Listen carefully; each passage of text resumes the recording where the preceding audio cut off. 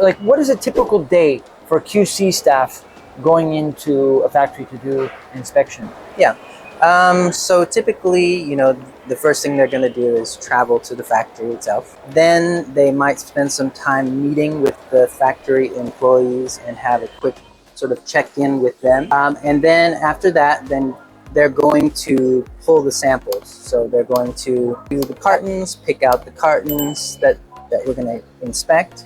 Then we start pulling the products out, and then from there, it's checking the products, going through all the steps on the inspection checklist.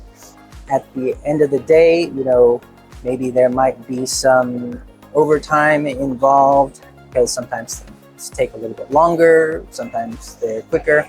Basically, however much time the inspectors need to do the job, then that's how much time they spend. Any overtime would kind of be included in the man-day rate. Gotcha. And how much time do they get for lunch? Usually about 1 hour. Okay, very good. Hi, my name is Chris. Do you need help with quality control in Vietnam? Or perhaps you just want to talk to a person that can be trusted and unbiased? I've got 14 years of experience visiting dozens of Vietnamese factories and would be happy to help. Contact me via my website, vietnamfactorytours.com.